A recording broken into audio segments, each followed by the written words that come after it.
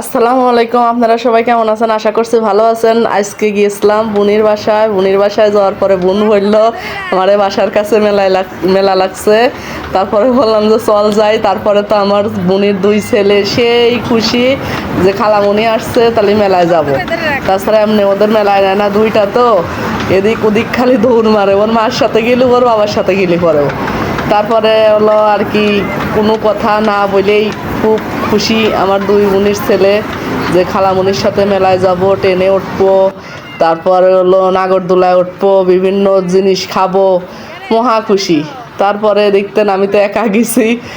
তারপরে আর কি বোনের ছেলে উঠে সেরে হাতে টাটা দিতেছে। আর দেখেন আমার পিছনে একজন বসে রয়েছে মুরব্বী মানুষ, ঠিক আছে, তার ছেলে জোর করে উঠে দিল, মা তুমি ওঠো, তুমি উঠলে পরে আমি অনেক খুশি হব। তারপর জোর করার মতোই তার উঠো দিল, মহা খুশি তার ছেলে। আর আমরা যে দুই বাইকনে আর আমি উঠেছি, আমার বোন ভিডিও করতেছে। তা আমার বোন খালি চিন্তা করতেছে যে একটা কোলের মধ্যে নিছি, একটা ডাইন পাশে নিছি, না জানি আবার ছুটি সাইডে পড়ে যায়। খুব চিন্তা, আমিও চিন্তা করতেছি, এত পোলাপান নিয়ে তো কখনো এরকম চলাফেরা হয় নাই।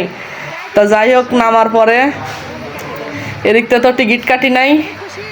তারপরে এখন আর কি জিজ্ঞেস করতেছে আমার বোন, আব্বু কেমন লাগলো? বলতেছে খুবই ভালো, খুবই ভালো লাগলো। ছোটটাও মহা খুশি। তো এখন আমি টিকিট কাটছিলাম না, সেক্ষেত্রে আমি